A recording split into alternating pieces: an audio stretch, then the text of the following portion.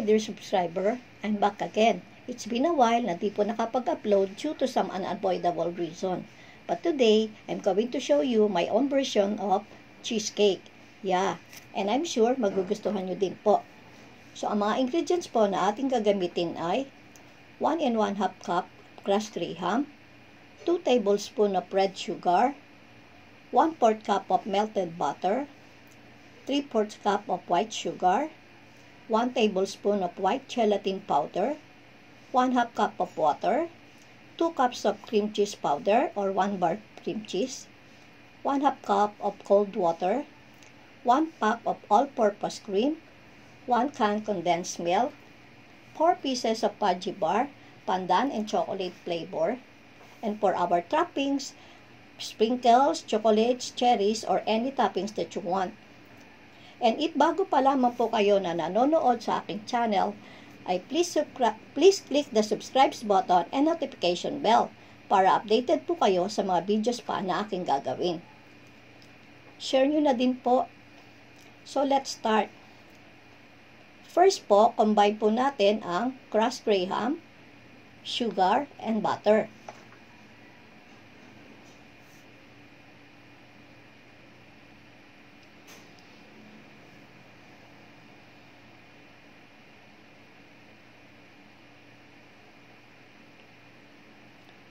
So, mix it very well po.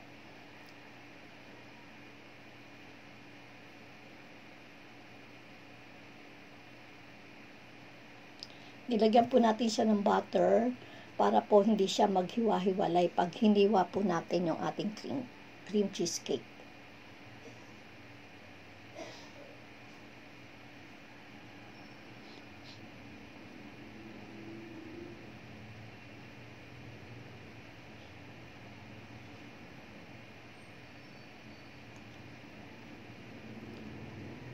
So, haluin po natin siya ng kamay.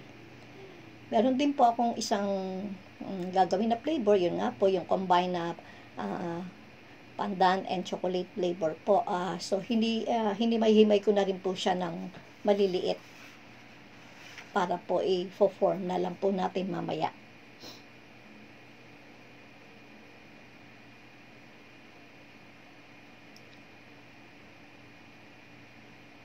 So, ilagay na po natin siya sa ating nakahandang lalagyan na hugis puso. Anyway, February pa rin naman po. Araw pa rin ng mga puso. So, i-press lang po natin siya.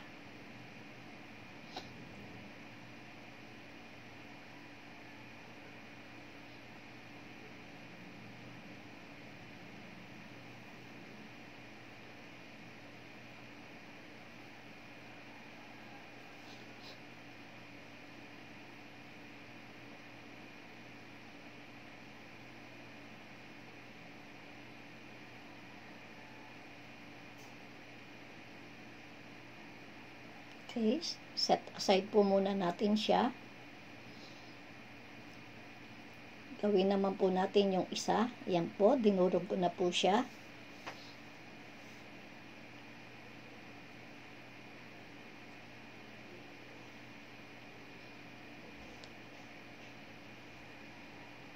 So, i-assemble lang po natin. Hindi na po siya kailangan pa na lagyan ng butter.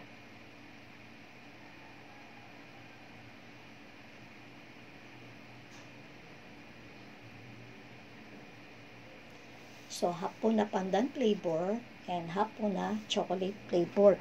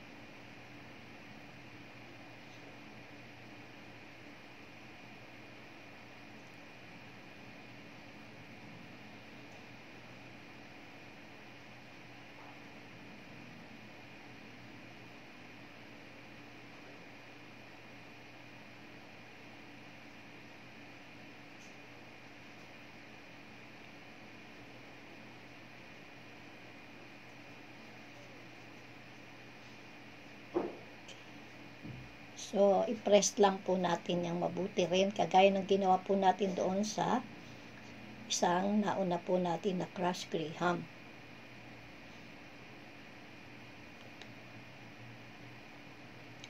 After nga po pala niyan, ay i-ref po muna natin siya habang gagawin po natin yung susunod na step. Para mas maging firm po siya. Okay, so ang next step po ay paghuliin naman po natin yung water, yung gelatin powder, at saka po yung sugar. Pero po, kung ayaw nyo po ng may nang masyado siyang matamis, pwede pong optional yung sugar, pare gelatin lang po, tsaka water. So, make sure lang po na na-mix nyo siyang mabuti para hindi po siya magbuo-buo. And yung iba po, isinasalang siya sa apoy, pero hindi po siya pinapakulo. Pagka po yung medyo nainitan na po siya, okay na po siya. Pero ako po hindi. Minix ko lang po siyang mabuti hanggang sa matunaw po yung sugar and the gelatin powder.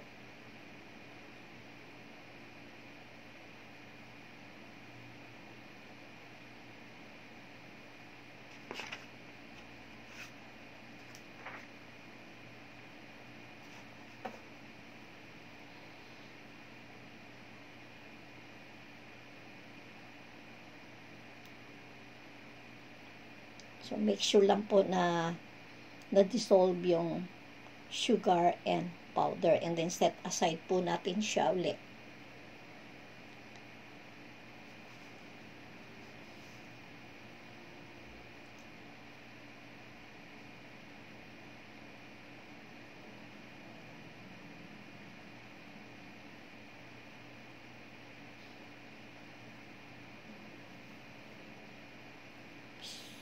Okay, so next step naman po para po sa ating cream cheese.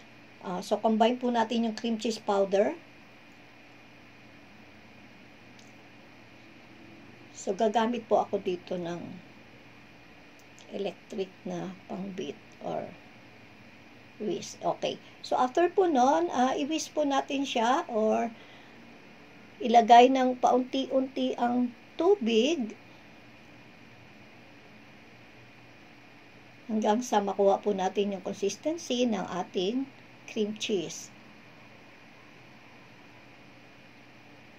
So, dito lang po medyo matagal.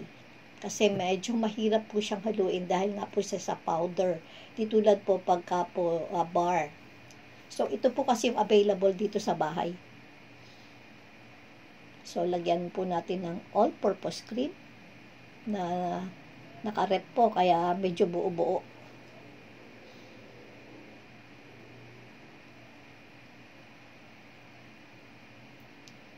So, i-beat lang po natin.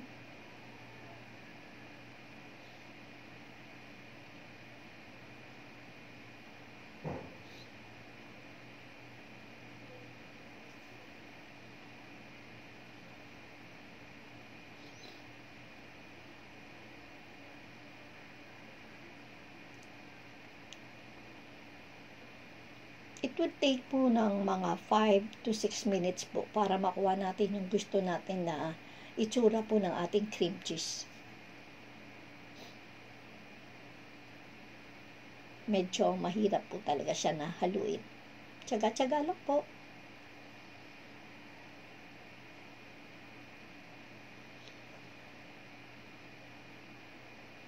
Ayan. Nakikita nyo po, umaalsa na siya. So, ilagay po natin ang condensed milk. Again, kung ayaw nyo po ng masyadong matamis, sa akin po kasi ang ginamit ko ay 1 can. So, if you want to reduce it into a 3/4 cup, ganyan.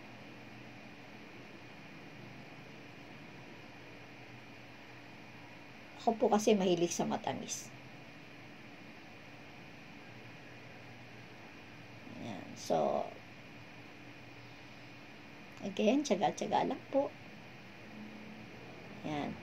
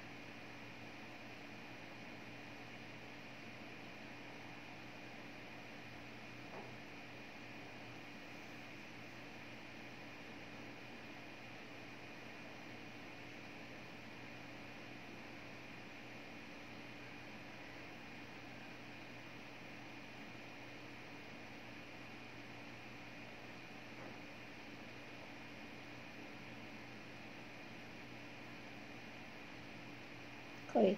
Next po ay ilagay naman natin yung ating combined na gelatin powder at water. Yan. Yan po kasi yung tutulong para po maging firm o medyo mabuo po ng ayos yung ating cream cheese. Yan, ganda na po siya. Oh. Yan na po yung consistency na ating hinahanap.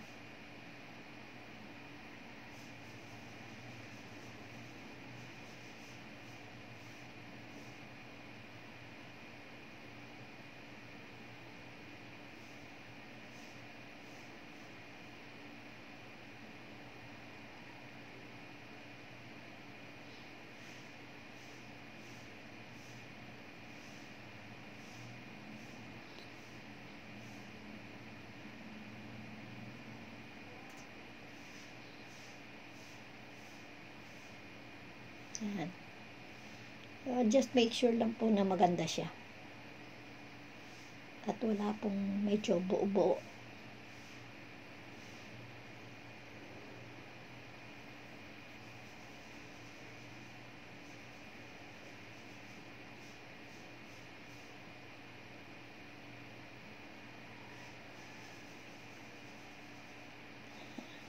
Konti na lang po.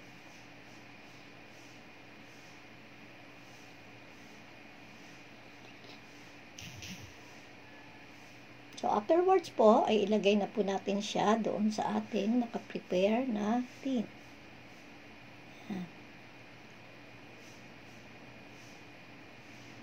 Naglagay po ako ng 2 cups sa kada lalagyan po.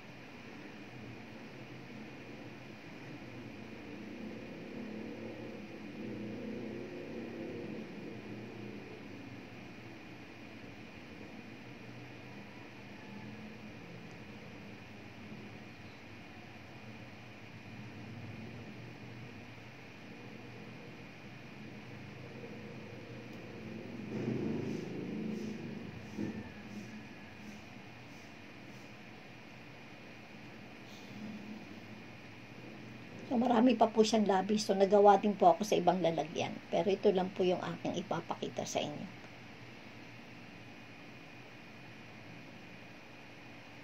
So, itaktak lang po natin.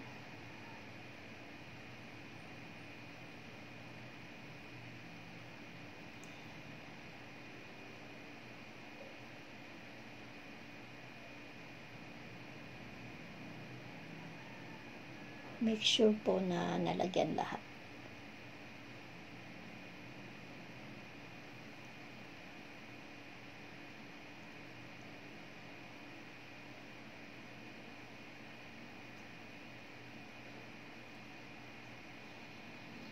Yan.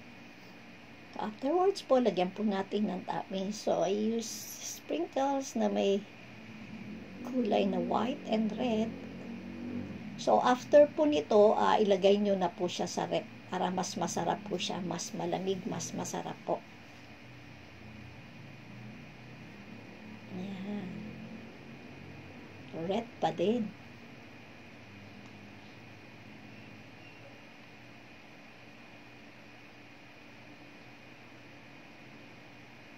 Cute.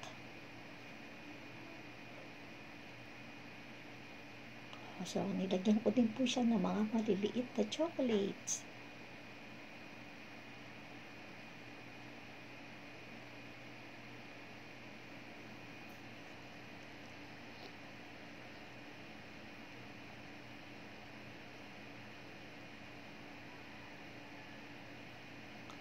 So, that is my own version po ng cheesecake. And then, after po nyan, lalagyan ko naman siya ng cherry.